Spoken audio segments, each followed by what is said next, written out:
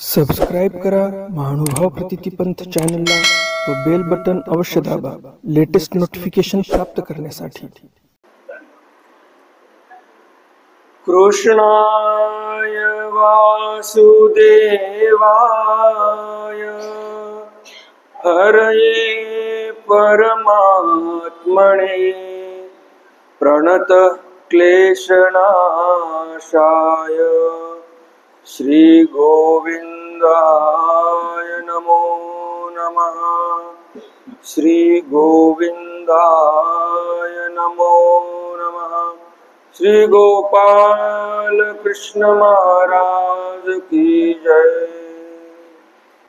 दंडवत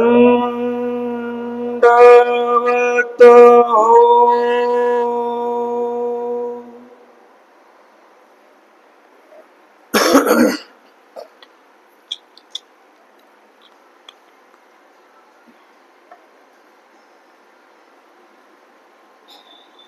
रात्रीच्या ज्ञानसत्रामध्ये आपण पाहिलं की भगवंत त्यांचे सवंगडी जे वास्त्र आहेत ते सर्वजण गोवर्धन पर्वताच्या तळवटी म्हणजे पायथ्याला वास्त्र चारत उभे आहेत। गोवर्धन पर्वताच्या वरच्या बाजूला वरच्या पठारावर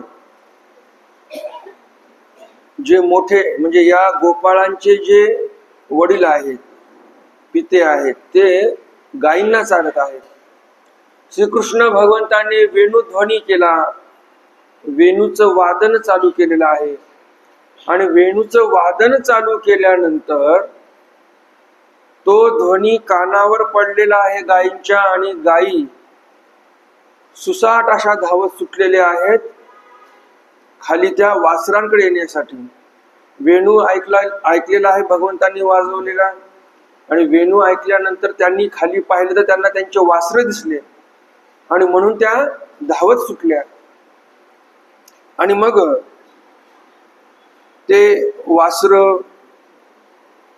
त्या गायी सर्व मिळालेले आहेत।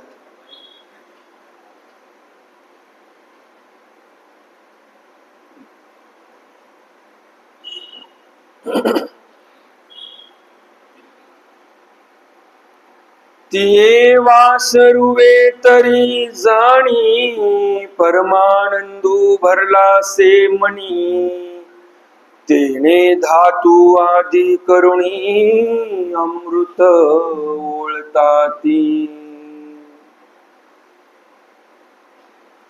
वच्छा करिता स्तनपान धेनुचा न धरे पाना तेने होतसे त्रिभुवन क्षीर भरित। त्या गायी आणि वासरांनी एकत्रित आल्यानंतर त्या गायींनी जो लढीवाळ जो लाड केलेला आहे वासरांचा तो लाड आणि त्या लाडामुळे झालेलं सुख आनंद हा सहस्त्रवदनी शेषशय्या जो आहे कालच्या ज्ञानसत्रातली जी शेवटची ओवी आहे ती ही आहे की वच्छ आणि गायी मिळालेले आहेत, दर्शन झाल्यामुळे निवालेले आहेत आणि भगवंताच्या रूपाचा स्पर्श झाल्यामुळे एवढं सुख त्यांना मिळत आहे की हजार तोंड असलेला जो शेषशय्या आहे त्याने जरी स्तुती करतो म्हटलं त्याच्या दैवाची तरी त्या गायीला जे सुख झालेलं आहे त्या वासराच्या स्पर्शाने त्या गायीच्या सुखाचं त्या गायीला जो आनंद झालेला त्या आनंदाचं वर्णन शेषशय्या जो म्हणजे शेषावर शयन करणारा जो नारायण आहे त्या नारायणाचं जे काही शयनासन आहे म्हणजेच शेषनाग तर त्या शेषनागाला हजार तोंड आहेत परंतु त्या हजार तोंड असणाऱ्या शेषनागाला पण त्या गायीचं वर्णन त्या गायीच्या दैवाचं वर्णन त्या गायीला जे भगवंताच्या स्वरूपाचा स्पर्श झालेला आहे त्या स्पर्शाचं त्या स्पर्शाचं सुख जे झालेलं आहे त्याचं वर्णन करू शकत नाही सहस्त्र तोंड असलेला शेषशय्या. काल आम्ही तीर्थस्थान करण्यासाठी गेलो होतो. सहजच आमचा विषय निघाला की काही जण म्हणतात की गोवर्धन पर्वताची विशेष नमस करू नये. मग आता ते बालची खाल काढणारे लोक असतात, साखरेची साल, ते मग त्याच्यामध्ये तत्व पाहतात की मग तिथे शक्ती स्वीकार नव्हता, मग शक्ती निक्षेप कसा झाला वगैरे वगैरे. मग आता तुम्ही बघा, आपण जवळजवळ 10 दिवसापासून हा ग्रंथ ऐकत आहोत. शक्ती स्वीकार मथुरेमध्ये जात असताना विश्राम घाट येथे शक्ती स्वीकार केला भगवंताने. पण जे स्वरूप आहे, जी परवस्तू म्हणजे ईश्वर स्वरूप जी आहे, ते तर व्यापकच आहे ना मायापुरामध्ये. तर त्या स्वरूपामुळे किती आनंद होत आहे सर्व गोपाळांना, गायींना, एवढंच काय तर झाडांना आनंद होत आहे, वेलींना आनंद होत आहे. आणि आपण काय करतो, अर्धवट ज्ञानी असणारे, देवाचा शक्ती स्वीकार नव्हता, मग ते विशेष नमस करू नका, असं करू नका, तसं करू नका, असे त्यामध्ये काय करतात लोक, फाटे काढत बसतात. आणि इथे बघा, अहो त्या गायींना एवढा आनंद दिलेला आहे देवाने. हजारमुख असलेला तो जो शेषनाग आहे, तोही त्या दैवाचं, त्या सुखाचं, त्या आनंदाचं वर्णन करू शकत नाही. एवढा आनंद भगवंत देत आहे तिथे. मग आता कोणती शक्ती नसतानाच आनंद देत आहेत का? सामर्थ्य काहीच नाही देवापाशी, मग आनंद कसे देत आहेत? तर जो भक्त असतो देवाचा, तो काय म्हणतो, यहां दम दम में होती है पूजा, सर झुकाने को फुर्सत नहीं है, ये तो प्रेम की बात है उद्धव, बंदगी तेरी बस में नहीं है. काय म्हणतात त्यामध्ये कवी, अहो जो खरा भक्त असतो देवाचा, त्याच्या श्वासाश्वासामध्ये भगवंताची पूजा असते. त्या भक्ताला तर असं मध्ये येऊन किंवा भगवंतापुढे कपाळ झुकवायची म्हणजे वेळ नाही, फुरसत नाही, एवढं तो तल्लीन झालेला आहे भगवंतामध्ये. मग असा जो भक्त आहे त्याला सर झुकवायची ती काय गरज आहे? तो बसल्या बसल्या डोळे लावून भगवंताच्याच लीला आठवत आहे, तल्लीन झालेला आहे. तेवढे तल्लीन आपण होतो का? नाही. मग असे जे तल्लीन होत नाहीत ते मग साखरेची साल काढतात. देवाचा असा आहे, देवाने शक्ती स्वीकार केला नाही, मग ती विशेष नमस्कारी करण्यासाठी योग्य नाही, ती विशेष आणू नका, नमस करू नका. पण एकीकडे आपण बघतो फलटणला श्री चक्रपाणी महाराजांनी शक्ती स्वीकार तर माहूरला केला आहे, नांदेड जिल्ह्यामध्ये. आणि फलटण तर फार दूर राहिले, तिथे शक्ती स्वीकार नव्हता, मग तेही स्थान नमस करता येणार नाहीत. जे काही लोक म्हणतात शक्ती स्वीकार असेल तरच शक्ती निक्षेप आहे, त्या तत्वानुसार तर चालणार नाही. वास्तविक पाहता ते तत्वच नाही, त्या तत्वाला तत्व का म्हणावं ज्याचं ज्यामागे सत्य नाही. तर काय म्हणतात कवी, वच्छामिनलया धेनु दर्शने निवलिया तनु, स्पर्शे सुखते सहस्त्रवदनु शेखो वानुनेने, ते वासरुवे तरी जाणी परमानंदू भरला से मणी, तेने धातू आदी करुणी अमृत ओळताती. जे मोठे मोठे जाणते वासर आहेत, ते वासर त्या गायींजवळ गेलेली आहेत, त्या वासरांमध्ये परमानंद भरलेला आहे. का बरं? कारण ते वासरच कोण आहेत? स्वयं भगवान श्रीकृष्ण झालेले आहेत. मग आता ते वासर म्हणजे स्वतः भगवंत आहेत, मग त्या भगवंतामध्ये तर परमानंद भरलेला असणारच आहे. त्यांच्या मनामध्ये परमानंद भरलेला आहे. तेने धातू आधी करुणी अमृत ओळताती, जे धातू आहेत तेही जणू काही अमृत द्रवता, ते अमृत त्यांच्यापासून द्रवत आहे. आता इथे असं म्हणतात की गोवर्धन पर्वतावरील जे काही शिळा तळा पाषाण आहेत तेही जणू काही या भगवंताच्या सन्निधानाने अमृत द्रवत आहेत की काय, असं कवी म्हणतात.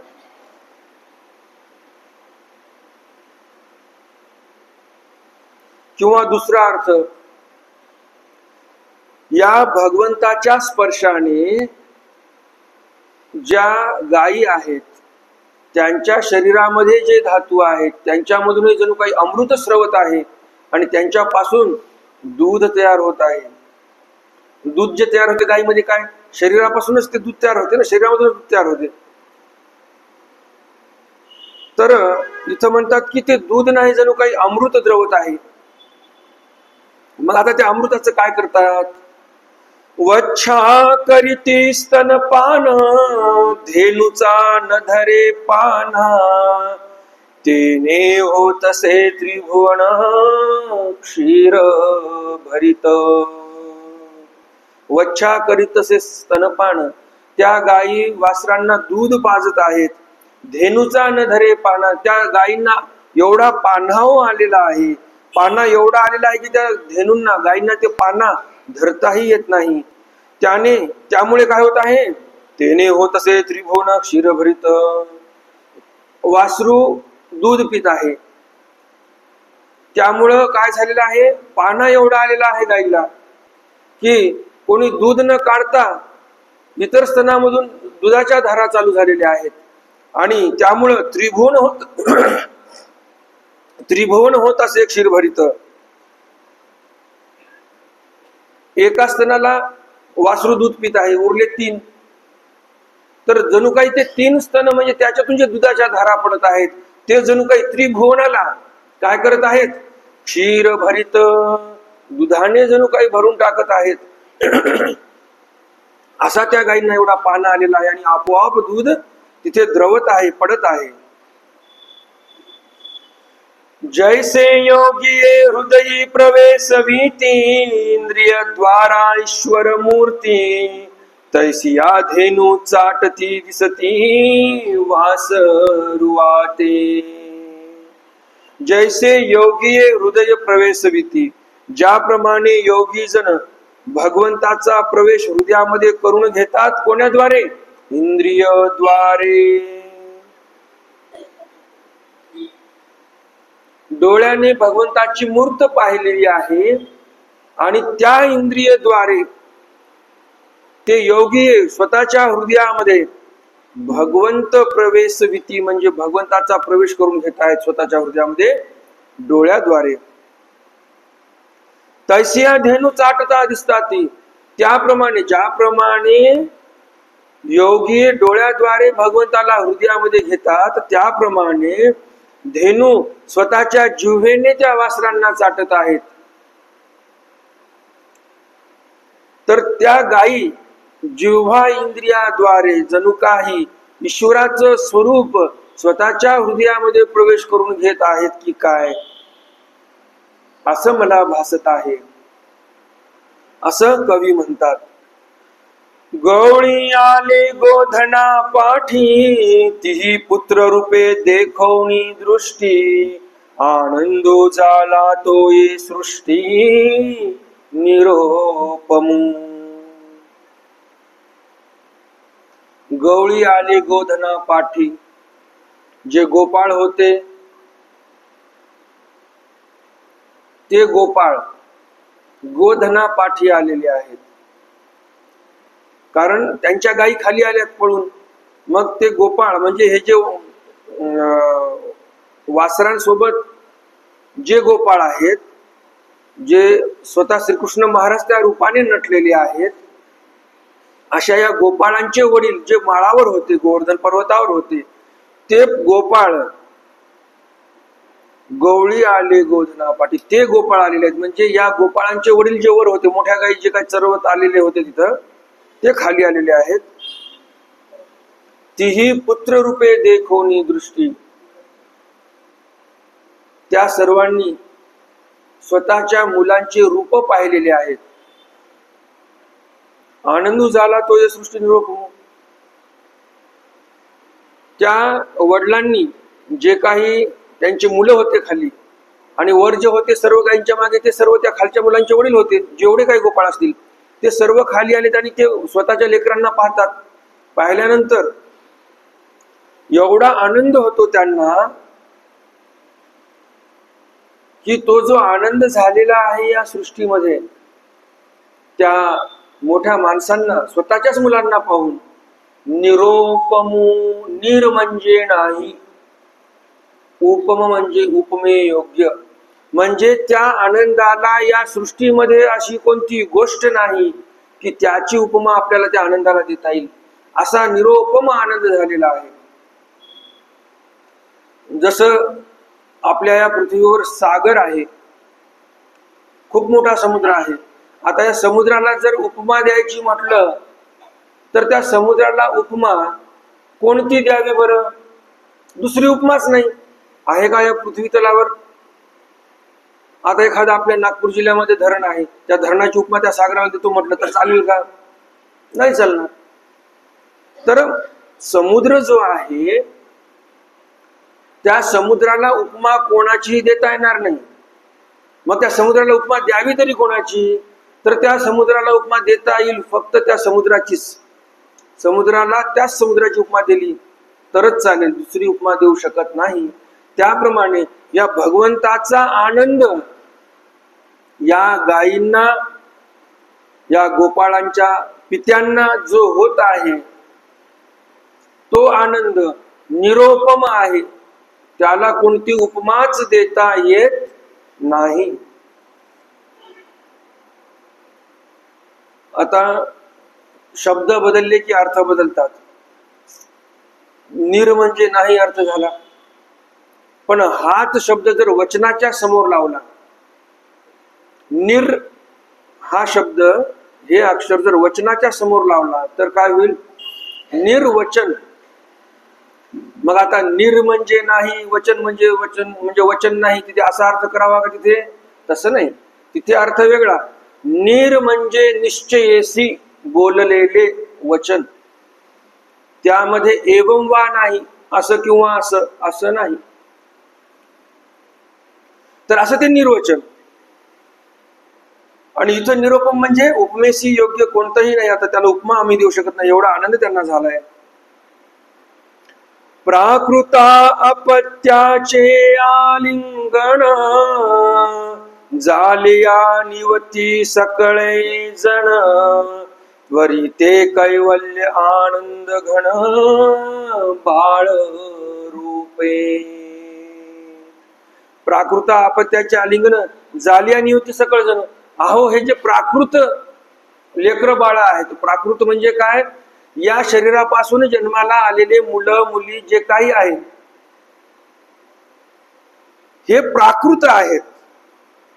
प्राकृत आपत्याचे म्हणजे हे जे प्रापंचिक मुलं मुली आहेत यांचं जर आलिंगन मात्या पित्यांना मिळालं तर काय होते? जालिया निवती सकळे मन, सर्व लोकांचे मन, मात्या पित्यांचे मन, सर्व लोकांचे म्हणजे जे काही माता पिता आहेत त्या मात्या पित्यांचे मन या प्राकृत मुलांनी म्हणजे स्वतःच्या पोटच्या मुलांनी जर आलिंगन दिलं तर मन निवती म्हणजे शांत वाटते की आलं लेकरू घरी, कुठेतरी गेलं होतं आलं घरी, तर आलिंगन दिलं, फार दिवसानंतर भेट झालेली आहे, आलिंगन दिलं, बरं वाटते सर्वांना, बरोबर की नाही? मग आता हे आपले प्राकृत मुलं मुली आपल्याला आलिंगन देतात त्यावेळेस आपण निवतो, शांत होतो, आनंद होतो. तर मग वरिते कैवल्य आनंद घन बालरूप, इथे तर त्या गोकुळामध्ये, आता ही गोकुळातली गोष्ट नाही, ही गोष्ट आहे गोवर्धन पर्वताच्या पायथ्याशी चालू आहे आता ही लीळा. तर इथे गोवर्धन पर्वताच्या पायथ्याशी ही लीळा चालू आहे. तिथे सर्व गोपाळ आहेत, त्या गोपाळांचे जे काही वडील पिते आहेत ते सर्व तिथे आलेले आहेत आणि त्यांनी आलिंगन दिलेलं आहे वडिलांना, वडिलांनीही आलिंगन दिलं मुलांना. तर असं हे कैवल्य आनंद घन तिथं आहे. ते गोपाळ म्हणजे काय? गोपाळ होते का हाडामासाचे? नाही, ते तर स्वयं भगवंत नटलेले आहेत त्या रूपाने. मग जिथं हाडामासाच्या लेकरांनी आलिंगन दिल्यावर आनंद होतो आताच्या प्राकृत मात्या पित्यांना आणि प्राकृत मुलांच्या त्या आलिंगनाने आनंद होतो या आई वडिलांना, तर इथे कैवल्य आनंद घन बालरूपाने आहे. त्यांनी आलिंगन दिल्यावर काय तो आनंद होत असेल, त्या आनंदाचं काय वर्णन करावं बरं आपण?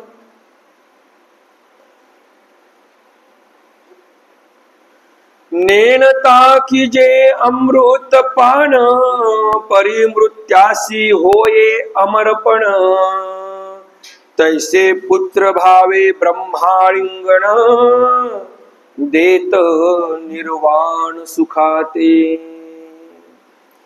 नेनता की जे अमृत पान, माहिती नाही ते अमृत आहे, परंतु अमृत पान केलं, पिलेलं आहे अमृत. परिमृत्यासी होय अमरपण, मेलेला जरी असेल तरी तो जिवंत होईल, अशी महती त्या अमृताची आहे. तैसे पुत्र भावे ब्रह्मालिंगन, तसं या सर्व मोठ्या वडीलधाऱ्या व्यक्तींनी स्वतःच्या मुलांना आलिंगन दिलं. ते आलिंगन काय साधं होतं का? अहो, साक्षात ब्रह्माला आलिंगन दिलेलं आहे तिथे. तर साक्षात अशा ब्रह्माला आलिंगन दिलं. मग आता ते ब्रह्माला आलिंगन दिलं, मग आता ब्रह्म पण काहीतरी देतील. काय दिलं त्यांनी? देत निर्वाण सुखा. ते निर्वाण म्हणजे शेवटच्या टोकाचं जे सुख आहे, त्या सुखाच्या पलीकडे कोणतं सुख उरलेलं नाही, असं सुख त्या आनंद घन परमेश्वराने बाल रूपामध्ये असले तरी पण त्या सर्व गोपाळांना दिलेलं आहे, जे मोठे गोपाळ आहेत.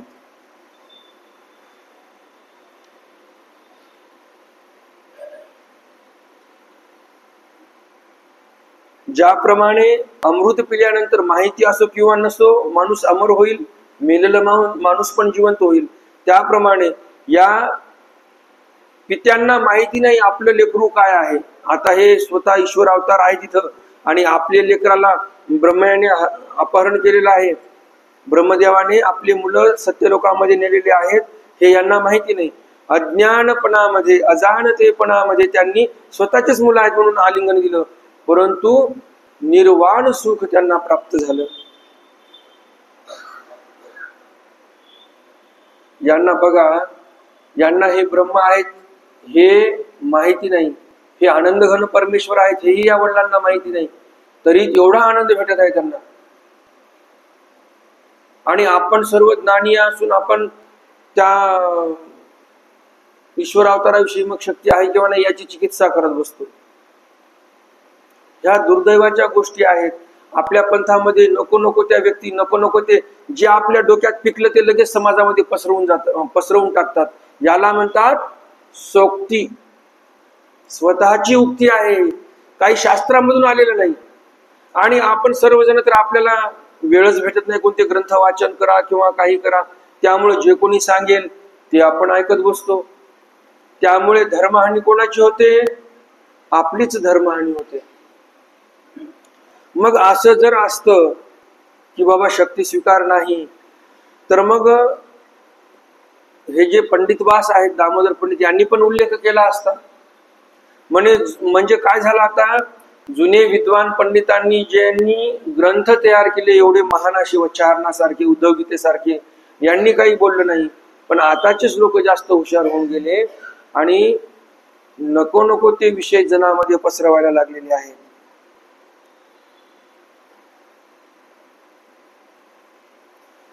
सगुणा ईश्वराची या संगती, कैसी जीवस्वरूपे निववती, ते निवृत्ती खून जाणती भगत योगी जन.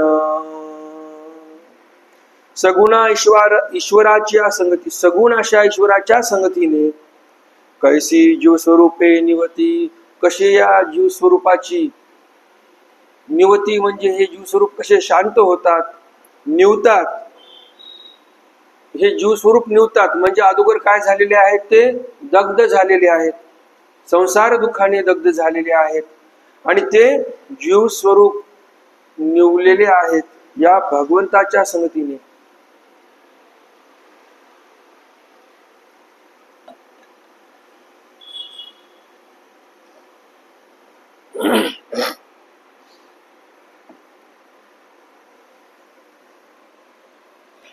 सगुणा ईश्वराची या संगती, सगुण अशा या म्हणजे व्यक्तमंत परमेश्वराच्या संगतीने, कैसी जीव स्वरूपे निवती, कसे हे जीव स्वरूप निवतात, ते निवृत्ती खून जाणती भगत योगी जन. निवृत्ती म्हणजे निश्चयसी खून जाणतात जे खरे देवाचे भक्त आहेत.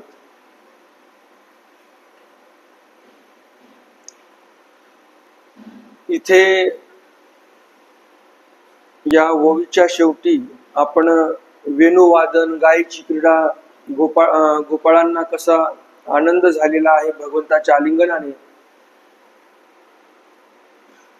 हे प्रकरण इथे संपलेलं आहे. मग आता समोर कवी आपल्याला बळरामाविषयी थोडीशी माहिती सांगतात. बळीरामाने हे सर्व पाहिल्यानंतर मनामध्ये विचार येतात की मी तर त्या श्रीकृष्णाच्या सोबतच असतो इतके दिवस झालं, आता जे काही वातावरण निर्मिती झालेली आहे ही निर्मिती पूर्वी नव्हती. एवढा आनंद हे गोपाळ, मोठे गोपाळ जे आहेत ते त्यांच्या मुलाच्या ठिकाणी फारच रममाण होतात, तल्लीन होतात, आनंदी होतात. आलिंगन दिल्यानंतर यांना खूप सुख मिळत आहे. माणसांना तर जाऊ द्या, वासराजवळ गायी आल्या तर त्या गायींमध्ये काहीतरी वेगळाच आनंद दिसत आहे, वेगळ्याच सुखाच्या लहरी दिसत आहेत. हे नेमकं चाललं काय बरं इथे, हा प्रश्न पडलेला आहे बलरामाच्या मनामध्ये. त्यावेळेस मग बलराम काय करतात ते समोर पाहूया. गाई गवळ्याचे प्रेम देखोनी, विस्मो झाला रामाचा मनी. मग ज्ञानदृष्टी ठाकोणी, निहाळिता झाला. गाई आणि गवळी यांचं प्रेम पाहिलं. विचार करा, जे बळीराम कोणाचे विग्रह आहेत? मायेचे, शुद्ध चैतन्याचे मायेचे ते विग्रह आहेत. मायेने अवतार घेतलेला आहे जणू काही तिथे. जी माया कधी देह धरतच नाही. कारण स्वामींनी काय सांगितलेलं आहे? चैतन्य, माया, विदेह, पराशक्ती, 5 नावं मायेचे सांगितलेले आहेत. त्यामध्ये एक नाव काय आहे? विदेह. विगत देह सा विदेह, म्हणजे जिच्या ठिकाणी देहच नाही, ती देह धरतच नाही, अशी ती माया. परंतु इथे परमेश्वराच्या प्रवृत्तीमुळे तिथे देह धारण केलेला आहे. मग आता असे ते बलराम आहे, त्यांच्या लक्षात येणार नाही का बरं ह्या गोष्टी? सहज येणार. म्हणून लगेच बलरामांच्या लक्षात आलं, गायी गवळ्यांचे प्रेम देखोनी. गायींचं प्रेम त्यांच्या वासराच्या ठिकाणी, गवळ्यांचं प्रेम त्यांच्या मुलांच्या ठिकाणी. विस्मो झाला रामाचा मणी. बलरामांच्या मनामध्ये विस्मो झाला, आश्चर्यचकित झाले ते. मग ज्ञानदृष्टी ठाकोनी, निहाळिता झाला. ज्ञानदृष्टीने बघायला लागलेले आहेत की नेमका हा प्रकार काय चालू आहे. मग म्हणे बळी भद्रदेव, हा देखा दिव्य शक्तीचा प्रभाव. की आपणची देवाचा राहो, ऐसे खेळतसे. मग म्हणे बळीभद्रदेव बोलायला लागले, हा देखा दिव्य शक्तीचा प्रभाव. हा दिव्य शक्तीचा प्रभाव आहे की आपणची देव राहो, की स्वतःच देव राहो. इथे ऐसे खेळत असे, अशा प्रकारे खेळत आहे, असं ते मनामध्ये विचार करायला लागलेले आहेत. कवण जाणे याचे महिमान, येणे मुखा माझी दाविले त्रिभुवन. राक्षसी पूतनेचे शोखण, केले स्तनपान करिता. कवण जाणे याचे महिमान, यांचं महिमान म्हणजे या श्रीकृष्ण भगवंताची महिमा कवण जाणे, कोणाला माहिती? येणे मुखा माझी दाविले त्रिभुवन. या श्रीकृष्ण भगवंताने मुखा माझी म्हणजे श्रीमुखामध्ये यशोदा मातेला त्रिभुवन दाखवलेला आहे. भगवंतांनी माती खाल्ली त्यावेळेस माता येऊन म्हणते, तोंड उघड, माती खाल्ली का तू? कारण बळीराम दादांनी सांगितलं जाऊन यशोदा मातेला की कृष्ण माती खात आहे. मग यशोदा माता आली आणि सांगितलं, तोंड उघड, तोंड उघड, तू माती खाल्ली का? दाखव मला. मग त्यावेळेस भगवंतांनी श्रीमुख उघडलं आणि त्रिभुवन तिथे दाखवलेलं आहे, पूर्ण विश्व दाखवलेलं आहे, ब्रह्मांड दाखवलेलं आहे. तर असे हे श्रीकृष्ण भगवंत बालपणामध्ये जर श्रीमुखामध्ये पूर्ण ब्रह्मांड दाखवतात. तर या भगवंताने कशी लीळा केलेली आहे समोर काही सांगता येत नाही. बळराम काय म्हणत आहेत, लहानपणी जर त्रिभुवन दाखवतो हा, मग आता काय काय लीळा करेल, आता तो मोठा झालेला आहे, मग आता काय काय लीळा करेल काही सांगता येत नाही. पुढं काय म्हणतात, राक्षसी पूतनेचे शोषण, राक्षसी पूतना तिचं शोषण केलं, तिला त्या असुर योनीतून मुक्तता केली. कशी मुक्तता केली, केले स्तनपान करिता, दूध पिता पिताच तिला मुक्ती देऊन टाकलेली आहे पूतनेला.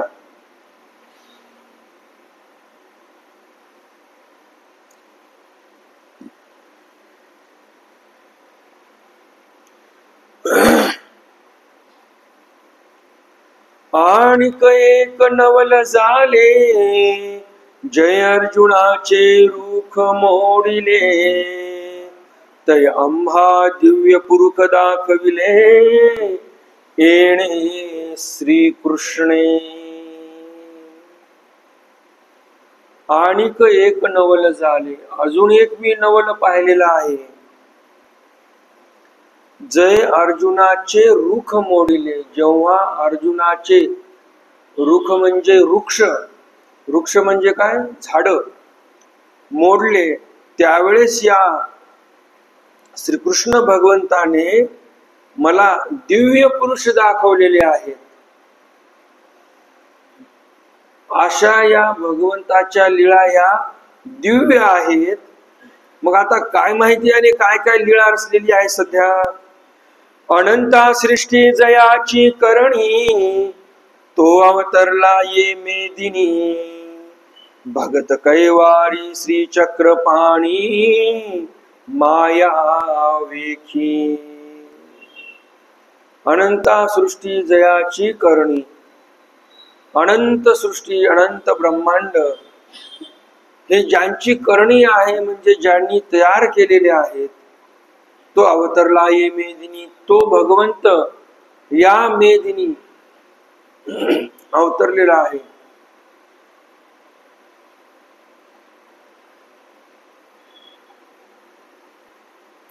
एका स्तवनामध्ये आलेला आहे, जीवाचा निज सोयरा निज सखा, नाही दुजा मेदिनी, करुणा मी तुझा भावितो धुता, यावे आता धावून. काय म्हणतात तिथे स्तवनामध्ये वेगळे शब्द आहेत वास्तविक, आणि आपण चुकीचं बोलतो. मी काय बोललो, जीवाचा निज सोयरा निज सखा नाही तुझा मेदिनी. काय बोलायचं आहे आपल्याला, मेदिनी, मी दिनी नाही. आपण काय म्हणतो सर्व मी दिनी म्हणतो.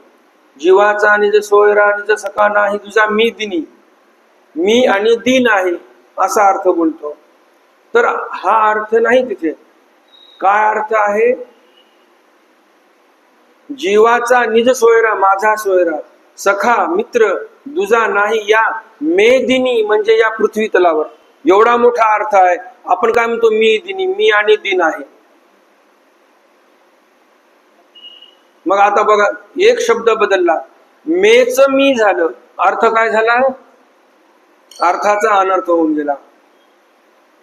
म्हणून इथं आता मेदिनी शब्द आलेला आहे, म्हणून ते तुम्हाला सांगितलं. मी बहुतांश ठिकाणी मी पाहिलेलं आहे सखा नाही तुझा मी दिनीच बोलतो आपण. तर आजपासून ही चुकी सुधारवून घ्या. सखा नाही तुझा मेदिनी, मेदिनी म्हणजे पृथ्वी. या पृथ्वी तलावर हे भगवंता तुझ्यासारखा सखा दुःखापासून सोडवणारा दुसरा कोणी नाही या पृथ्वी तलावर. तर तो अवतरला ये मेदिनी, या मेदिनीवर म्हणजे या पृथ्वी तलावर तो भगवंत अवतरलेला आहे. तो भगवंत कसा आहे बरं, भगत कैवारी श्री चक्रपाणी, भगतांचा कैवारी आहे तो भगवंत श्री चक्रपाणी. माया वेखे, मायेचा वेश धारण केलेला आहे आणि इथे ते लीळा क्रीडा करत आहेत. जीव प्रकृती पासोनी उजडे, जेणे भवबंधू विघडे, ते हे करीतसे पवाडे, आर्त रक्षावया.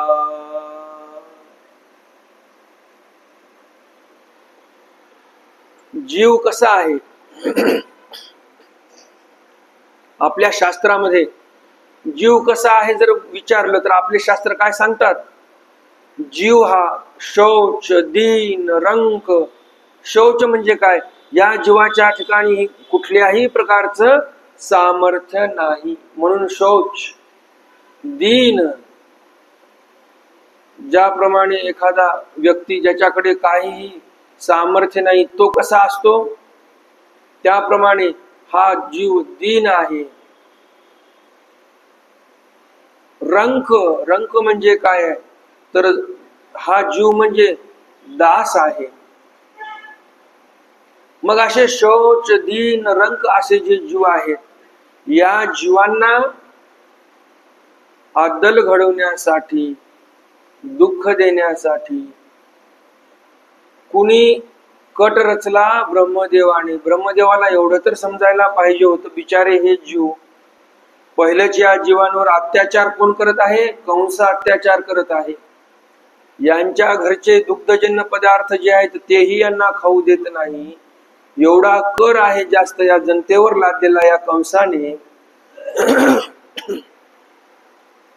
आणि अशा या पीडित अशा या प्रजेला आपण का बरं दुःख द्यावं असा थोडाही विचार त्या ब्रह्मदेवाने केलेला नाही.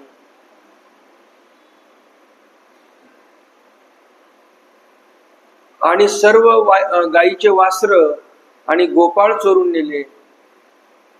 एवढा जाणता तो ब्रह्मदेव आहे, सर्व देवतांमध्ये वयोवृद्ध आहे. काहीही ब्रह्मांडामध्ये समस्या आली तर देवता लोक त्या ब्रह्मदेवाकडे जातात की आमच्या या समस्येचं निवारण करा, काही उपाय सांगा. एवढा मोठा ब्रह्मदेव आणि परीक्षा घेतोय, दुःख देतोय गोकुळातील जनतेला. ते बरं आहे भगवंत इथे आहेत, पवाडे करत आहेत. कोणासाठी? जे आर्तवंत लोक आहेत त्यांचं रक्षण करण्यासाठी भगवंताचे पवाडे चालू आहेत. ते भगवंत कसे आहेत? जीव जर या प्रकृतीपासून उजडला, प्रत्येकाची प्रकृती वेगळी वेगळी असते. कोणाची राजस प्रकृती आहे, कोणाची तामस प्रकृती आहे. तर या प्रकृतीपासून जर जीव उजडला आणि निर्गुण सत्वाला प्राप्त झाला तर काय होईल? भवबंधू विघडे. संसार रूपी जे बंधन लागलेली आहेत ते विघडे. म्हणजे काय? ज्याचे रजतम नसले तयासी अप्रोक्ष होईल, जयाचे रजतमन नसती तयासी अप्रोक्ष व्हाव्याचा संदेह हो. ज्यांचे शाब्दज्ञानामध्ये रजतम निरसले नाही त्यांचं शाब्दज्ञान चरित होणारच नाही, त्यामुळे त्यांना अप्रोक्ष होणार नाही. आणि म्हणून शाब्दी जयाचे रजतम निरसती तयासीची अप्रोक्ष होय असं आपण म्हणू शकतो. ज्यांचे रजतम निरसले शाब्दज्ञानामध्ये त्यांनाच अप्रोक्ष होणार, ज्यांचे रजतम न निरसती तयासी अप्रोक्ष ज्ञान होत नाही. तयासी अप्रोक्ष होण्याचा संदेह आहे असं शास्त्रकार सांगतात. तर म्हणून इथे सांगतात प्रकृतीपासून आपण बिघडलो पाहिजे. राजस, तामस आणि सात्विक हे जे भाव आहेत याच्यापासून आपण वेगळे झालो पाहिजे. त्रिगुणामध्ये जे सात्विक गुण आहेत ते गुण आपल्या काही कामाचा नाही. भगवंत जसे निर्गुण सत्व धारण केलेले आहे त्यांच्या ठिकाणी निर्गुण सत्व आहे. तर मग ज्याप्रमाणे आई वडील आहेत त्याप्रमाणे जर मुलगा असेल तर त्याचा काहीतरी फायदा आहे. आई वडील गुणवान आहेत, मुलगाही गुणवान आहे, तर 4 लोक नाव घेतील, बरोबर की नाही. त्याप्रमाणे आपले जे माता पिता, बहीण बंधू चुलता, जे काही आपण म्हणतो कृष्ण आहेत आपले, त्वमेव माताचं पिता त्वमेव, ते भगवंत जसे निर्गुण सत्व धारण केलेले आहेत, निर्गुण सत्व त्यांच्या ठिकाणी आहे, त्याप्रमाणे आपण त्या भगवंताचे लेकरं आहोत. तर आपण जर भगवंताची सदोदित विनंती करत राहिलो, आपल्या अंतःकरणामध्ये जर भगवंताचा वास झाला, तर आपणही निर्गुण सत्व धारण करू.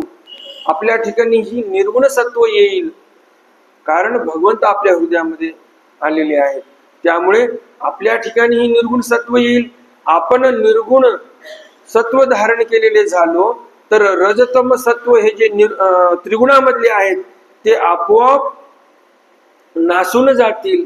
आणि ज्यावेळेस हे रजतम नासून जातील, त्रिगुण नासून जातील, त्यावेळेस आपलं शाब्द ज्ञान चरित होईल. त्यासाठी मग आपल्याला भिक्षा करावी लागेल, म्हणजेच दीक्षा घ्यावी लागेल. स्मृतीस्थळामध्ये भिक्षा केली असा शब्द येतो. भिक्षा केली म्हणजे काय? दीक्षा घेतली. शास्त्रकार म्हणतात भिक्षा करू रिगाला तोच भिक्षू आहे. जो भिक्षा करतो तोच भिक्षुक. म्हणून पूर्वीच्या काळामध्ये दीक्षा शब्दच नव्हता आचार्यांच्या सन्निधानामध्ये. जो कोणी आला तो काय करायचा? भिक्षा केली म्हणजे त्याची दीक्षा झाली. आता आपल्या पंथामध्ये दीक्षा म्हणू नये, अनुसरण म्हणा, संन्यास म्हणा, याचा अर्थ तसा, त्याचा अर्थ तसा, पुन्हा आता बालकी खाली काढण्याच्या मागे लोक लागलेली आहेत. दीक्षा म्हणणं चुकीचं आहे, दीक्षा म्हणू नये, असे मी काही पोस्ट पाहिलेत काही व्हॉट्सअपवर, बरं का. तुम्ही कदाचित वाचले असतील व्हॉट्सअपवर. हे व्हॉट्सअप युनिव्हर्सिटीमध्ये तर फारच अवघड झालेलं आहे, अन्यथा ज्ञानाचा भरमार आहे तिथं. तर म्हणतात दीक्षा म्हणू नये. आता दीक्षा शब्दाचा अर्थ काय बरं? आता या दीक्षा शब्दाचा पण आपण थोडा संधी विग्रह करूया. आहेत दोनच शब्द, याचा पण आपण तोडूया याला. आता बघूया काय अर्थ निघतो. दी आणिक्षा. दी या शब्दाचा अर्थ काय? संस्कृतमध्ये व्याख्या केलेली आहे दीक्षा शब्दाची. दीयते विमलम ज्ञानम क्षायते कर्म वासना, किंवा पाठभेदानुसार क्षीयते कर्म वासना असं आलेलं आहे. दीयते विमलम ज्ञानम, विमल असं ज्ञान दिल्यानंतर, म्हणजे गुरुजनांकडून आपल्याला जे विमल असं ज्ञान प्राप्त झालं. विमल म्हणजे काय? जे ज्ञान प्राप्त झाल्यानंतर आपल्या ठिकाणी जे मळ आहेत, जे पाप आहेत, ते काय होतील? क्षीयते, त्याचं क्षालन होणार, त्या पापाचं क्षालन होणार. एवढंच नाही, क्षीयते कर्म वासना, सकाम कर्म करण्याची इच्छा, वासना आपल्या मनामधील जी आहे त्याचं क्षालन होऊन जाते. त्याला म्हणावं दीक्षा. म्हणजेच काय?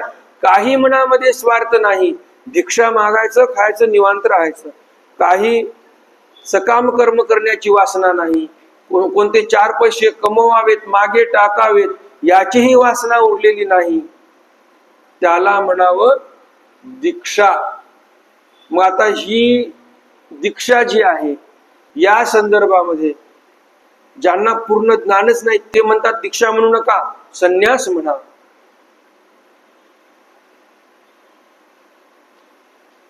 राग, द्वेष, काम, क्रोध, मद, मत्सर याचा त्याग, याची नावे संन्यासू की बाई. संन्यास म्हणा. किंवा येच अधीन होई जे येथोनी म्हणितले की जे ते अनुसरण. मग दीक्षेची व्याख्या नाही, दीक्षा बोलूच नका. अहो, आपल्या सूत्रपाठामध्ये दीक्षेची व्याख्या नाही, मग काय तो दीक्षा शब्द सोडून द्यायचा का? चालत नाही तसं. कारण स्वामींनी काय सांगितलेलं आहे आचार्यांना? तुम्हा पेंडिया भरी मुद्रिला. काय म्हणतात देव? अहो, तुम्हाला सर्व ब्रह्मविद्या सांगितली नाही आम्ही, थोडीशी सांगितलेली आहे. म्हणजे याचा अर्थ काय? या व्यतिरिक्त भरपूर काही ब्रह्मविद्याचे शास्त्र बाकी आहे. मग आता दुसरं शास्त्र नाकारता येईल का आपल्याला? नाही. जे आपल्या तत्वाशी धरून बाकीचे जे काही आपल्याला काही 4 गोष्टी दिसतात त्याही गोष्टी आपण कबूल केल्या पाहिजे, मान्य केल्या पाहिजे.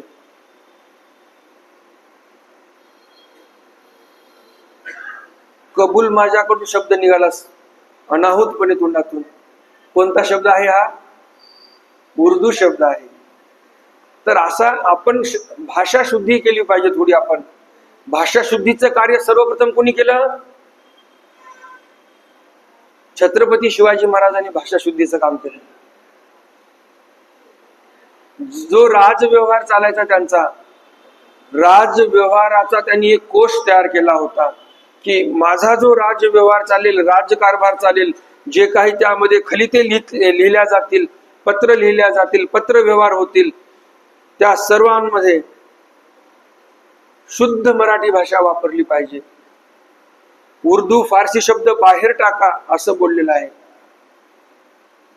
एवढे दूरचे विचार करणारे होते. मी एक वेळेला रायगडला गेलो. तिथं जिजाऊ साहेबांचा पण वाडा आहे. इंग्रजांनी तो वाडा उद्ध्वस्त करून टाकला. दुसऱ्या लोकांनी पण त्याला मग ते तोफाचा गोळा लावून वगैरे उडवून जाळून सगळा धिंगाणा करून टाकला त्या वाड्याचा. त्याच्या शेजारी जिजाऊ साहेबांची समाधी आहे. मग पाहण्यासाठी गेलो. तिथं काय आपल्याला जेवण करायचं नाही, पाणी प्यायचं नाही, का तिथं वंदन करायचं नाही. आपण भगवंताला वंदन करणारे आहोत, आपले तत्व धरून आपण असतो. पण पाहण्यासाठी गेलो. तिथे एक छत्रपती शिवरायांच्या काळातील खलिता एक मोठं बॅनर तयार करून लावलेला होता शुद्ध मराठीमध्ये. त्या काळातील मराठी, प्राकृत मराठी, आताच्या काळामध्ये लोकांना ते थोडंसं अवघड जाते समजण्यासाठी. तर त्यामध्ये ते शुद्ध मराठीमध्ये होतं. आणि नुसतं मराठीलाच प्राधान्य दिलं असं नाही, तर त्यामध्ये त्यांनी काय संदेश दिला? एवढा सुंदर संदेश दिलेला होता की आपल्या गड किल्ल्यांना जे काही मोठे दरवाजे आपण बसवतो, आपल्याला जे काही लाकडं लागतात, ते आपल्या हिंदवी स्वराज्यामध्ये जे झाडं आहेत ते झाडं तोडू नका. शिवरायांचा संदेश आहे. कधी गेला तर तिथे आताही पाहायला मिळेल. आपल्या हिंदवी स्वराज्यातील डोंगरावरील झाडांना पण तोडू नका. जे दुसरे राज्य आहेत तिथून ते झाड आयात करा. जे लाकडं लागतात तिथून आयात करा. फारच म्हणजे इमिडिएट आपल्याला ज्या गोष्टी लागत असतील, एकदम त्वरित आपल्याला काही गोष्टी लागत असतील, त्यावेळेस मग झाडं तोडा. पण नियोजन असं करा की अशी इमर्जन्सी येऊ नये, पूर्वतयारी ठेवा. आंब्याचे, सागाचे, पुन्हा त्या एरियामध्ये बघा जंगलांमध्ये फणसाचे पण झाड आहेत, कारण तो कोकण भाग आहे रायगड जिल्हा म्हणजे. तर काय संदेश दिला? झाडही तोडू नका आपल्या राज्यातले. किती मोठे विचार आहेत. आपण विचार करतो का आपण तर झाडं तोडून टाकत आहोत आणि तापमान वाढल्यामुळे त्याचं दुःख आपणच भोगत आहोत. भरपूर काही सांगितलेलं आहे त्यामध्ये, परंतु तो भाग आपला नाही सांगण्याचा. सांगण्याचं माझं म्हणणं एवढंच आहे, तात्पर्य हे बोलण्यामागे, की भाषा शुद्धी ही असली पाहिजे. शाळेमध्ये तर इंग्रजी भाषा शिकवतातच, घरी कमीत कमी आपल्या मुलांना मराठी भाषेमधले काय महत्वाचे शब्द आहेत, दररोजच्या दिनचर्येमधले कोणते शब्द मराठीतून आपण बोलायला शिकवलं पाहिजे लेकरांना. 2-2, 4-4 लाख रुपये देऊन तुम्ही तर शिकण्यासाठी टाकलेलंच आहे त्यांना इंग्रजी शाळेमध्ये. ते तर इंग्रजीच शिकवत आहेत. आणि इंग्रजी शिकून शेवटी ते आपण जर धार्मिक संस्कार नाही लागले तर ते काय होणार आहेत? इंग्रज मानसिकतेचेच होणार आहेत ते. काल परवा मी कालचीच गोष्ट, आम्ही येत होतो तर त्यावेळेस आम्हाला इथे एक शाळा दिसली मोठी येताना, Saint Xavier's high school, public school काहीतरी होतं. सेंट झेवियर्स हा एक पादरी होता ख्रिश्चन मिशनऱ्यांचा. तो एक मिशनरी होता. त्याने लाखो हजारो लोक जे हिंदू होते त्यांना ख्रिश्चन केलं. तुम्ही कधी गुगलवर सर्च करा, गुगल करा, सेंट झेवियर्स भारतामध्ये काय केलं. तो म्हणतो जर मराठी नसते तर मी अजून फार मोठं कार्य केलं असतं इथे, आणि मोठ्या प्रमाणात ख्रिश्चन लोक या भारतात तयार केले असते. शिवरायांनी प्रतिबंध केला त्यांना. शिवराय म्हणा किंवा अलीकडच्या पलीकडच्या काळातील म्हणा, तर त्याला जसा विरोध झाला तसा विरोध आपण करत नाही. आपण मुलं आपण 3-3, 2-2 लाख रुपये देतो तिथे आणि तिथे टाकतो आणि घरी आल्यानंतर इंग्रजीच भाषा शिकवतो. तर थोडस आपल्या स्वभाषेचा अभिमान आपण ठेवला पाहिजे.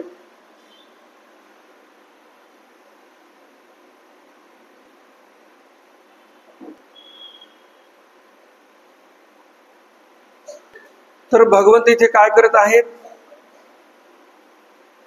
भगवंत हे जे लीळा करत आहेत, या लीळेमध्ये जो आनंद या गोपाळांना, मोठ्या गोपाळांना बरं का, आणि गायींना होत आहे, तो आनंद असा आहे की काही काळापुरती त्यांना संसाराची भुली पडलेली आहे, विसरून गेले संसाराला. ते प्रकृतीपासून उजळे जेणे भावबंधू बिगडे, ते जसे प्रकृतीपासून उजळले, अहो निर्गुण सत्वाचा सागर त्यांच्या ठिकाणी आलेला आहे. मग आता त्यांच्या ठिकाणी त्रिगुण राहणार आहेत का? नाही. असं जर आपल्या ठिकाणी निर्गुण सत्व आलं तर मग आपल्या ठिकाणचे त्रिगुण नष्ट होणार आणि आपण भगवंताच्या जवळ जाणार आणि आपल्या मनामधील ज्या काही पापरूप भावना आहेत त्या नष्ट होऊन आपण भगवंताला आत्मसात करू आणि भगवंत आपल्या जवळ वाटेल असा अनुभव आपल्याला जीवनामध्ये येईल. ऐसे निर्धारिले ज्ञानपंथे, मग पलाइले वच्छ गोपाळा ते, तवजीची वस्तुरूपे मूर्ते पढियासली. ऐसे निर्धारिले ज्ञानपंथे, मग पलाइले वच्छ गोपाळा ते, तवजीची वस्तुरूपे मूर्ते पढियासले. ज्ञान दृष्टीने त्या बळीरामांनी पाहिल्यानंतर ते वच्छ आणि गोपाळ अवघीची वस्तुरूपे, सर्वच वस्तू रूप दिसले त्यांना. भगवंताचंच रूप तिथे दिसलेलं आहे. असं त्या बळरामांना वाटलं की आता हे तर सर्व वस्तुरूप आहेत. रे प्राकृते काही झाली, तव देखे ब्रह्मेनी नेली, म्हणे हाची खेळत असे अनेकी खेळी, श्री प्रभू स्वामी माझा. रे प्राकृते काही झाली. बळरामांना ज्ञान दृष्टीने पाहिल्यानंतर समजलं की हे गायीचे वासर आणि हे गोपाळ लहान लहान हे सर्व वस्तुरूप आहेत. मग यांना प्रश्न पडला, आता जे खरेखुरे हाडामासाचे जे गोपाळ होते, सवंगडी होते आणि जे गायीचे वासर होते ते गेले कुठे? मग तेव्हा त्यांनी ज्ञान दृष्टीने पाहिलं, आता ते काय मायेचे विग्रह आहेत, बसल्या बसल्या कुठपर्यंतही पाहू शकतात. ते काय साधारण थोडी आहेत. त्यांनी त्या गोवर्धन पर्वताच्या पायथ्याला उभं राहूनच असं वर दृष्टी केली तर त्यांना सत्यलोकामध्ये सर्व दिसले. सत्यलोकामध्ये वासर, गोपाळ निमुक्त असे पडून आहेत. मग काय म्हणतात बळीराम? म्हणे हाची खेळत असे अनेकी खेळी. अरे हा तर स्वतःच अनेकी खेळी म्हणजे वेगळ्या वेगळ्या वासरांचं रूप या भगवंताने धारण केलं, गोपाळांचं रूप धारण केलं. हा स्वतःच खेळत आहे. प्रभू स्वामी माझा, हे जे श्रीकृष्ण भगवंत आहेत हेच माझे स्वामी, हेच इथे सर्व रूप धरून खेळत आहेत. शंकर खणू देवा ते म्हणे, तुझे महिमान कवन जाणे, एकी शक्तीचे निगुणे ब्रह्मा अपमानिला. शंकर खणू असं कोणाला म्हणतात? बळरामाला म्हणतात. का म्हणतात?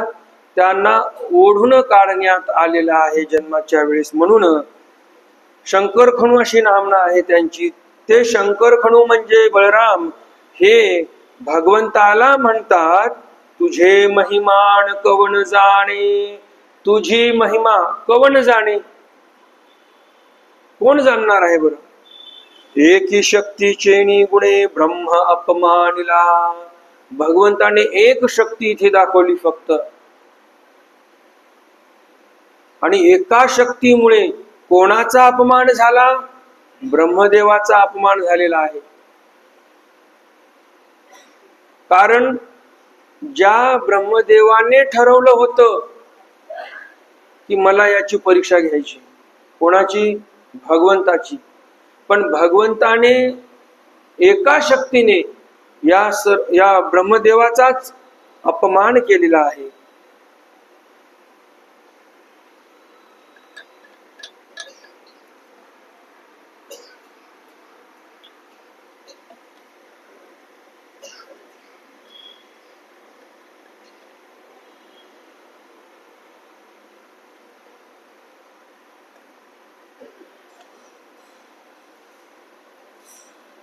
देवा तुझे अवतरण दृष्ट दैत्ये निर्दाळन,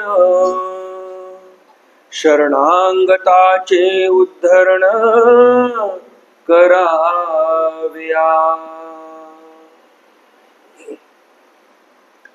देवा तुझे अवतरण, हे भगवंता तुझं अवतरण. दोन शब्द आहेत, अवतरण आणि उद्धरण. अवतरण म्हणजे काय? भगवंत खाली आलेले आहेत रूप धरून, आणि खाली येऊन काय करतात? उद्धरण, ऊर्ध्व करतात या जीवाला आणि वर पाठवतात, म्हणजे कैवल्य प्राप्तीसाठी. उद्धरण करायचं असेल तर अवतरण म्हणजे खाली देवाला यावंच लागणार आहे, त्याशिवाय उद्धरण होणार नाही, भगवंताचं कार्य होणार नाही. त्यामुळं आता हे जे उद्धरण कार्य आहे ते चांगलं आहे की वाईट आहे? चांगलं आहे. त्यामुळं एक लक्षात ठेवायचं, जीवनामध्ये कधीही चांगलं काम करण्यासाठी आपल्याला जर खालीही वाकावं लागलं तरीही वाकायचं. एवढे मोठे भगवंत असून खाली येतात या मृत्यू लोकामध्ये, कारण जीवाला ऊर्ध्व करायचं आहे. त्याचप्रमाणे व्यवहारिक जीवनामध्ये आपल्याला जर वर जायचं असेल तर आपल्यालाही खाली येणं भागच आहे. यथा योग्य प्रसंगी जिथे खरंच आता आपल्याला जास्त वरवर करून पुढच जायचं, वरच जायचं, हे चालणार नाही, आपल्यासाठी ते घातक ठरू शकते. अशा प्रसंगी आपला अहंकार जागा होऊ द्यायचा नाही. झालं तर झालं माझं वाईट, पण मी असंच वागणार, हे अहंकाराचे कार्य असतात. तर असे कार्य आपल्या जीवनामध्ये, आपल्या आयुष्यामध्ये होऊ द्यायचे नाही. मग ते संसारिक जीवन असेल किंवा परमार्थिक असेल. परमार्थामध्ये पण अशाच परिस्थिती आहेत सध्या. काही झालं तरी चालेल, मी मागे हटणार नाही. तर असं आपण संसारिक जीवनामध्ये, व्यवहारिक जीवनामध्ये आपल्याला नको त्या माणसाला तोंड द्यावे लागतात, नको त्या माणसासोबत व्यवहार करावे लागतात. मग एखाद्या वेळेस आपला जर फायदा आहे तिथे तर 4 पावलं मागे यायला काय हरकत नाही. थोडस आपण, हो बाबा तुम्ही मोठे आम्ही लहान म्हणायचं पुढच्या व्यक्तीला, तुझं खरं. पण मनस्ताप करून घेऊन झालं तर झालं माझं वाईट, पण याची आता बघतोच मी, असं करायचं नाही. असं म्हटलं की आपणही जळतो त्यामध्ये आणि पुढील व्यक्तीला पण त्यामध्ये त्रास आहे. कारण क्रोधाग्नी जो आहे तो ज्यांच्या ठिकाणी आहे त्यालाही जाळणारच, पुढच्या व्यक्तीलाही जाळणार, कारण त्याला अग्नी म्हटलेला आहे. बरोबर की नाही? अग्नी हा कुठे शोभून दिसतो? चुलीमध्ये शोभून दिसतो. अग्नी चुलीमध्ये शोभून दिसतो. चुलीमध्ये जर अग्नी असेल तर त्यावर आपण चांगले चांगले पक्वान्न करून खाऊ शकतो. तो अग्नी आपल्यामध्ये शोभून दिसत नाही. म्हणून क्रोधाग्नी जो आहे हा क्रोधाग्नी आपल्यापासून दूर ठेवला पाहिजे. क्रोधाग्नीमुळे आपल्याला इजा होते, म्हणून दूर राहिलो पाहिजे.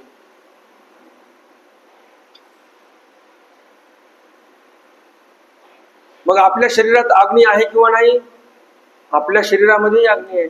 आपल्या शरीरातील अग्नी जर संपला तर आपणही संपलो.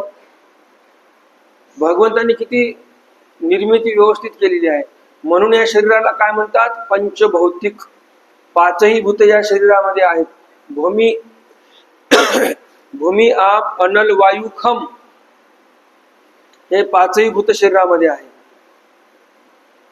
आणि हे पाच भूतांपासूनच ही सृष्टी पण, हे पृथ्वी पण तयार झालेली आहे आणि त्याचेच तत्व जणू काही आपल्या शरीरामध्ये आहे.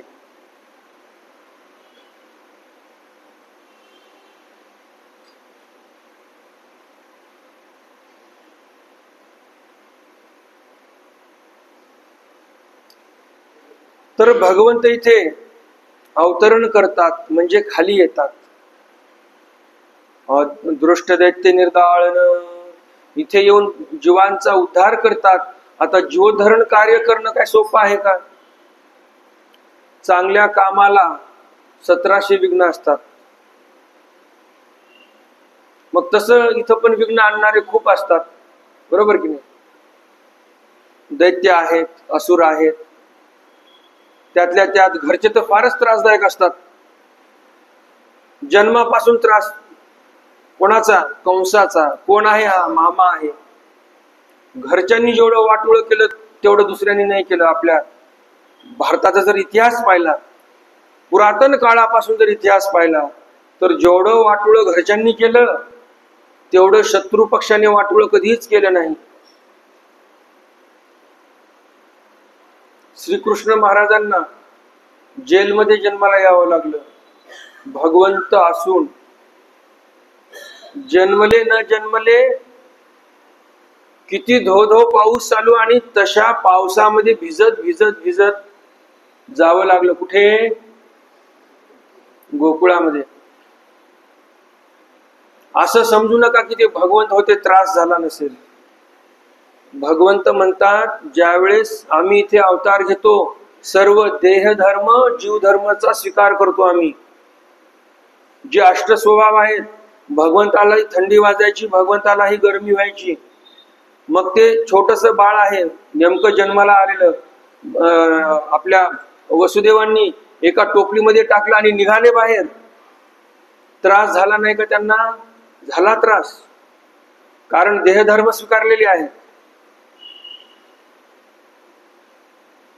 तेवढी यमुना पार केली वसुदेवांनी.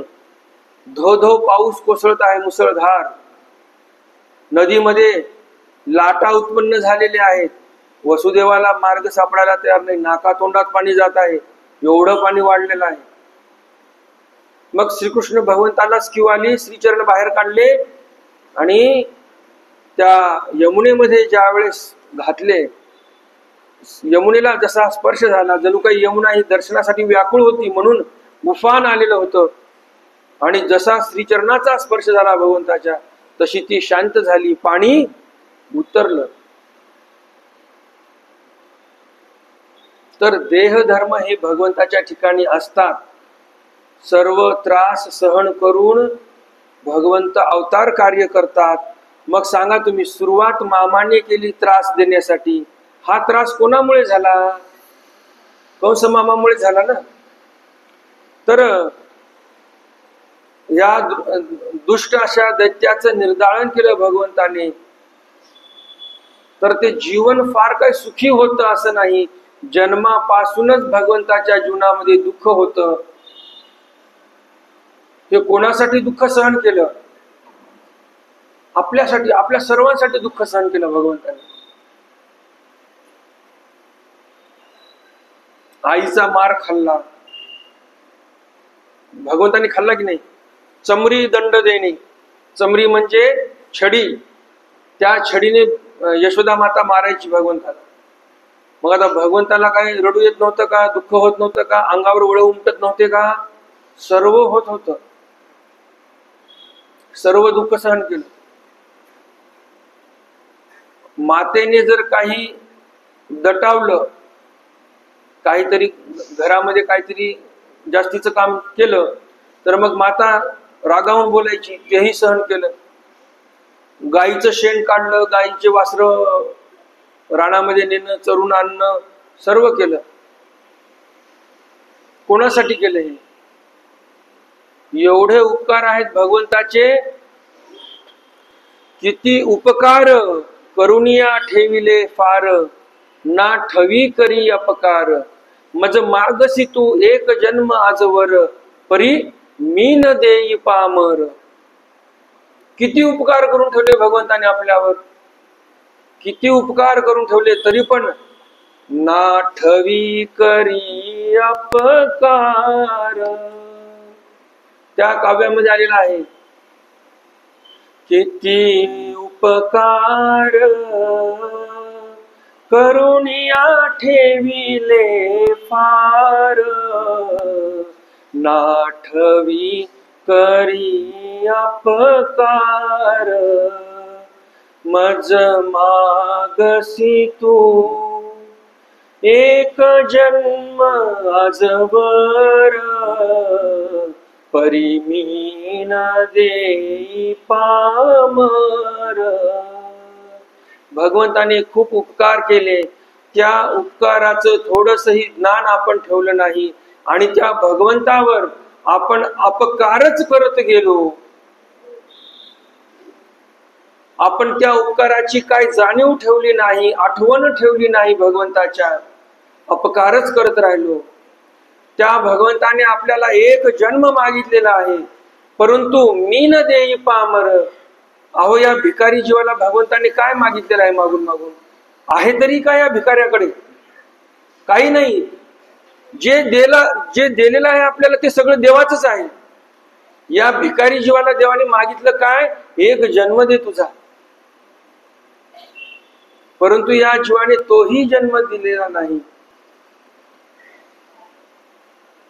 म्हणून हा जीव कसा आहे? कृतघ्न आहे. कृतघ्न आणि कृतज्ञ दोन वेगळे शब्द आहेत बरं का. हल्लीच्या पिढीला शब्दांचा फरक कळत नाही. मी एका कार्यक्रमामध्ये ऐकलं की तो सूत्रसंचलन करणारा म्हणतो, आम्ही यांचे फार कृतज्ञ आहोत. तर कृतज्ञ नाही बोलायला पाहिजे, कृतज्ञ बोलायला पाहिजे. आम्ही त्यांचे फार कृतज्ञ आहोत. मग आता या दोन शब्दाचा अर्थ काय झाला? कृतज्ञ आणि कृतज्ञ. कृतज्ञ म्हणजे जसं इथं मी काव्याचं एक वाक्य उच्चारलं, यामध्ये किती उपकार करून या ठेवले फार, ना ठवी करी अपकार.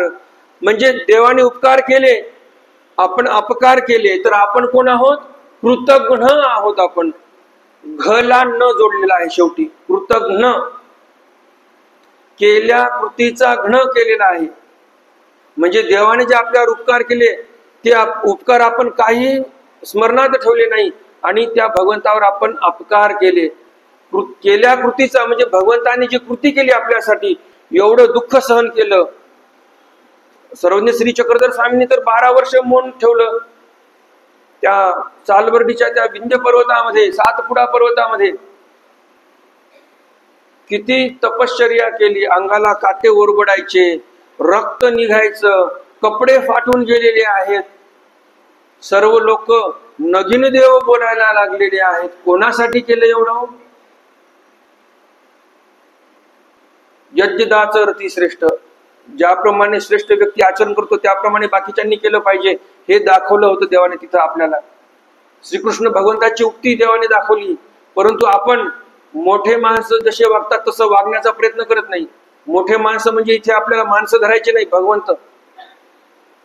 देव खरा, धर्म करा, बाकीचं आपल्याला काही घेणं देणं नाही. कोण कसं वागत आहे घेणं देणं नाही. म्हणून भगवंताने जे आचरण दाखवले आपल्याला त्याप्रमाणे आपण वागलो पाहिजे. कोण कसं वागतंय, हे असे वागतात, ते तसे वागतात, आपण बघू नये त्यांच्याकडे, काही घेणे देणं नाही. आपण कोणासाठी अनुसरलो? जे लोक दिसत आहेत काही वेगळे वागतात त्यांच्यासाठी अनुसरलो का आपण या देवाला पाहून, धर्माला पाहून अनुसरलो. आपलं देणं घेणं देवासोबत आणि धर्मासोबत. दुसरे तिकडे गेले टिंब ठिकाणी. आता काय त्या फिल इन द ब्लँक्स मध्ये भरा तुम्ही. खड्ड्यात गेले म्हणा की चुलीत गेले म्हणा, ते गेले तिकडे. आपल्याला घेणं देणं नाही, देवाचा धर्माचा आपल्याला घेणं देणं. तर कृतज्ञ म्हणजे केलेल्या कृतीचा घ्न करणारे.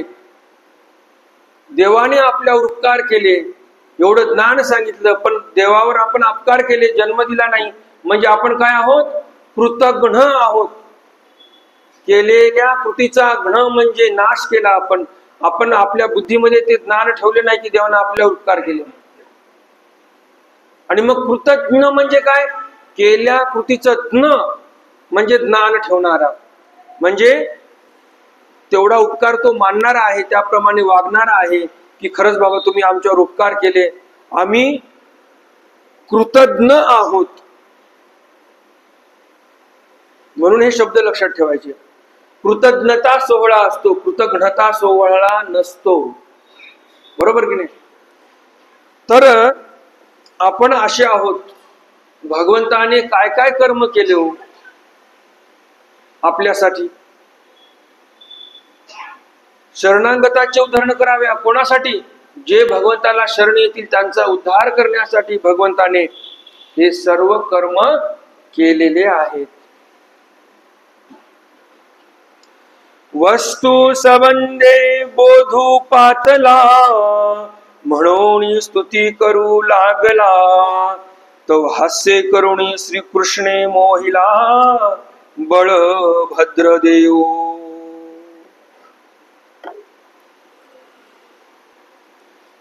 बळरामांचं वाक्य आहे महाभारतामध्ये, भागवतामध्ये आलेलं. म्हणे या श्रीकृष्ण भगवंत, म्हणजे हे जे श्रीकृष्ण भगवंत आहे, युद्ध करत असतील तर घाबरू नये एवढं, पण भगवंत जर हसले तर मात्र घाबरलं पाहिजे. म्हणजे हे काय करतील काय सांगता येत नाही. बरोबर की नाही? तर वस्तू संबंधे पातला, वस्तू संबंधे बोधू पातला. बळरामांना हे लक्षात आलं की हे सर्व वस्तुरूप भगवंत आहेत, वासर आणि गोपाळ. हा त्यांना बोध झाला, म्हणजे ज्ञान झालं. म्हणून स्तुती करू लागला. मग आता बळराम हे स्तुती करायला लागलेले आहेत. हास्य करुणी श्रीकृष्णे मोहिला. भगवंताने एक स्मित हास्य केलं. आणि काय झालेलं आहे? बळभद्र देव हास्य करुणी मोहिला. श्रीकृष्ण भगवंताने त्या बळरामाला पण मोहित करून टाकलेलं आहे एका स्मित हास्याने.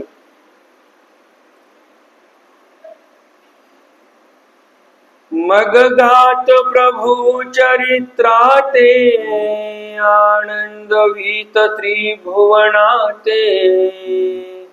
पुढा करुणी वासरुवाते, आले गोकुळा माझी. सर्व व्यवस्थित झालं. गाई, वासर, गोपाळ, गोपाळांचे जे काही पिते आहेत ते, हे सर्वजण परत आलेले आहेत गोकुळामध्ये. परंतु येताना कसे आले? गपचूप आले का ते? गात प्रभू चरित्राते, आनंदित त्रिभुवनाते. भगवंताच्या चरित्राचं गुणगान चालू आहे आणि त्या गुणगानामुळे त्रिभुवन हे आनंदित झालेले आहेत. आणि पुढं वासर करून गोकुळा माझी आलेले आहेत. आता ही दिनचर्या चालू झालेली आहे भगवंताची. घरोघरी कोणाच्या घरी जाणे, गडबडा अंगणामध्ये लोळणे, ज्या लेकराची, ज्या गोपाळाची जशी प्रकृती त्याप्रमाणे वागणे. त्याचबरोबर जिथे ताक आहे तिथे ताक पिणे, जिथे दूध आहे तिथे दूध, जिथे लोणी आहे तिथे लोणी. म्हणजे जसं जिथं भेटलं तसं खाणं. कारण सर्व गोकुळातील घरामध्ये आता भगवंत आहेत. फक्त केवळ घरामध्ये भगवंत आहेत असं नाही, तर त्या गोकुळातील लोकांच्या गोठ्यामध्ये तिथे पण भगवंत आहेत. जिकडे तिकडे भगवंतच आहेत. एवढे रूप धारण केलेले आहेत भगवंताने. आणि गायींना काय आणि माता पित्यांना काय, आनंदच आनंद देणं चालू आहे. या परी देव प्रतिदिनी, खेळे गोकुळी वृंदावणी. तव से जाणी मणी चतुरानना। या परी देवो प्रतिदिनी, भगवंत दररोज सकाळी उठायचे, वृंदावनाकडे गोवर्धनाकडे वासरांना न्यायचे, त्यांना चारून आणायचे, परत गोकुळामध्ये यायचे। हे दिनक्रम चालू आहे। असा दिनक्रम बरेच दिवस चालला। किती दिवस चालला? 365 दिवस भगवंताला हे सर्व करावं लागलं। प्रत्येकाच्या घरी गोठे साफ करावे लागले भगवंताला। कोण करणार मग घरचं काम? गायी एवढ्या आहेत प्रत्येकाच्या घरी की प्रत्येकाच्या घरी एवढ्या गायी आहेत की त्यांचं शेण काढणं त्या दोघांना, घरच्या दाम्पत्यांना शक्य नाही, मग लेकरांनाही कामाला लावलेलं आहे। भगवंताने घरोघरी राहून जे काही भेटेल खाणं, कुठं काही रुखसुख आहे, गरिबीचे घर आहे, तिथं पण तेच आहेत देव, तर तिथे भगवंत सर्व काम करून रुखसुख खात आहेत आणि आपले काम करत आहेत। तर असं भगवंत खेळक्रीडा त्या वृंदावनामध्ये, त्या गोकुळामध्ये करत आहेत। तव से झाली म्हणी, तेव्हा ब्रह्मदेवाला से झाली, म्हणजे लक्षात आलं की आपण गोपाळ आणि वासर हे चोरून आणलेली आहेत। चतुरानना, चतुरानना असं ब्रह्मदेवाला म्हणतात। ब्रह्मयाचा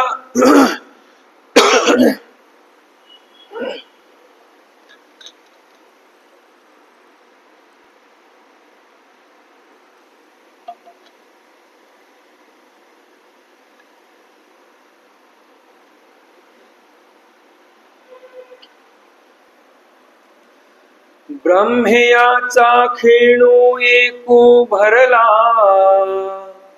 तव संवत्सरू पालटला, मग तो आपुले केले पावाला मृत्यू लोका।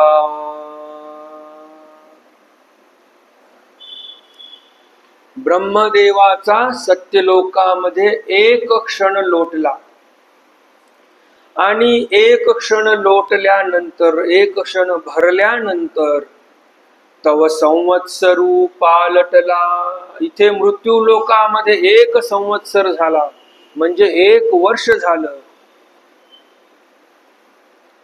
मग तो आपुले केले पावाला, मग तो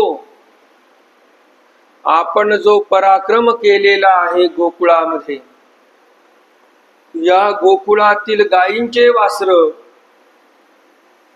गोकुळातील त्या गोकुळ वासियांचे जे लेकर चोरून आणलेले आहेत, हे सर्व मी जो पराक्रम केला, आता या पराक्रमामुळे नेमकं गोकुळामध्ये काय परिस्थिती आहे हे पाहण्यासाठी पाहू आला मृत्यू लोकात, मृत्यू लोकामध्ये तो पाहण्यासाठी आलेला आहे।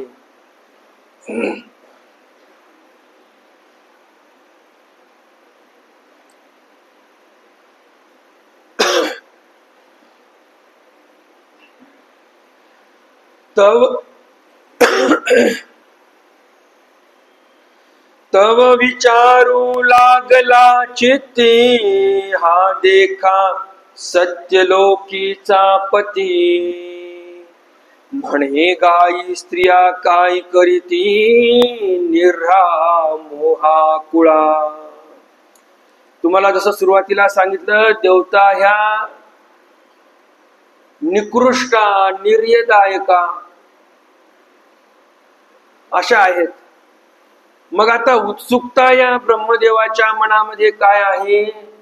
ब्रह्मदेव म्हणत आहे, आता ब्रह्मदेव विचार करायला लागलेले आहेत मनामध्ये, हा देखा सत्यलोकीचा पती, हे सत्यलोकीचा पती हा ब्रह्मदेव मनामध्ये विचार करायला लागलेले आहेत। म्हणे गायी स्त्रिया काय करती, ज्या गायींचे वासर मी आणलेले आहेत, ज्या स्त्रियांचे लेकरं मी उचलून आणलेले आहेत त्या कशा असतील आता गोकुळामध्ये? निरा म्हणजे निव्वळ, मोहाकुळा. प्रत्येक गाय ही आपल्या वासराच्या ठिकाणी मोहाकुळ असतेच. प्रत्येक माता ही आपल्या मुलाच्या ठिकाणी मोहाकुळ असतेच. हे काय वेगळं सांगायची गरज नाही. पण ब्रह्मदेवाला काय म्हणायचं आहे इथे? ह्या सर्व मोहाकुळा आहेत. आता यांना कसं दुःख होत असेल, कसा त्या गोकुळामध्ये आरडा ओरडा, कसं त्या गोकुळामध्ये दुःख असेल, आता आपण पाहण्यासाठी जाऊ, असं हा ब्रह्मदेव म्हणत आहे.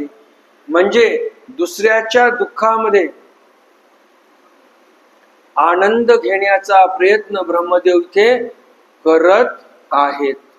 मग आता या आनंदाला आपण आनंद म्हणू शकतो का? नाही. या आनंदाला आपल्याला आसुरी आनंद म्हणावा लागेल. दुसऱ्याच्या दुःखामध्ये जर व्यक्ती आनंद घेत असेल तर त्याला आनंद म्हणू नये.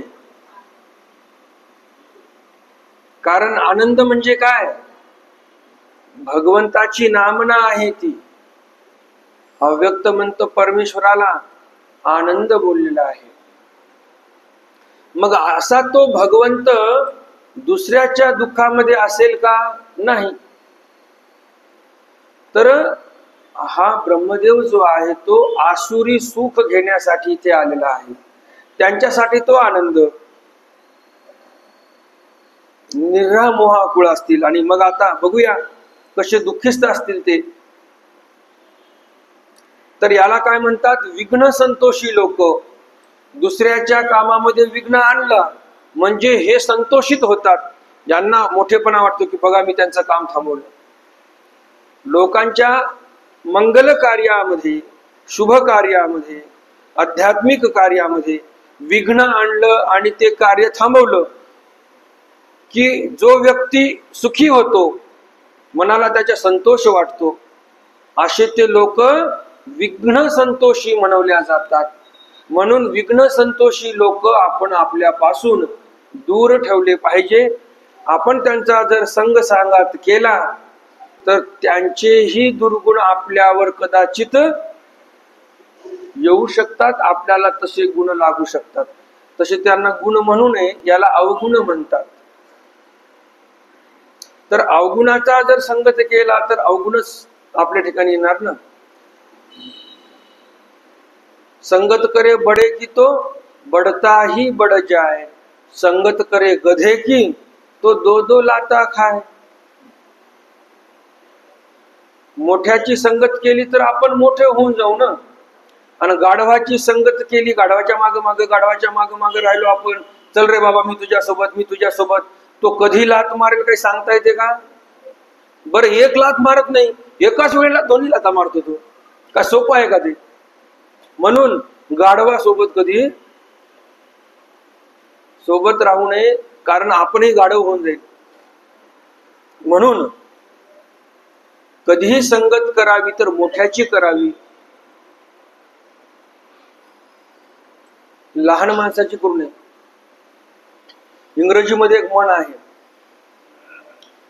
The man is known by his company that he keeps. तो व्यक्ती कशावरून ओळखला जातो? त्याची कंपनी कशी आहे, म्हणजे त्याचा मित्र परिवार कसा आहे, तो कोणाच्या सोबत राहतो, त्याच्या आजूबाजूचे लोक कसे आहेत, त्याला कोण्या लोकांसोबत राहण्यासाठी आवडते, त्या आजूबाजूच्या लोकांहून त्या माणसाची परीक्षा करावी की तो माणूस कसा आहे.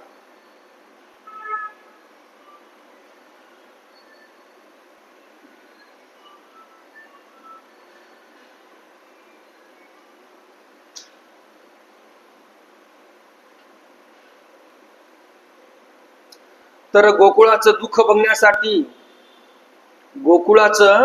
दुःख बघण्यासाठी ब्रह्मदेव आतुर झालेले आहेत. नेणेश्वराचे महिमान जेने आनंद विले त्रिभुवन तयाची होती तया व्याकुळपण हे केवी घडे.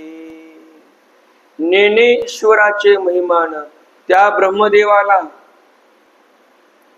ईश्वराची महती, नेणे म्हणजे त्याला काही महती माहिती नाही. जेने आनंद विले त्रिभुवन, ज्यांनी त्रिभुवनाला आनंदित केलेला आहे. तयाची होती तया व्याकुळपण, तयाची होती म्हणजे जे भगवंताचे होतात त्यांना, आणि व्याकुळपण हे केवी घडे म्हणजे कसं शक्य आहे. अहो, जे भगवंताचे आहेत त्यांना जीवनामध्ये दुःख येणार नाही, त्यांच्या ठिकाणी व्याकुळपणा येणार नाही. हे असं होणं शक्य नाही. आपली इथे वेळ संपलेली आहे. दंडवत हो.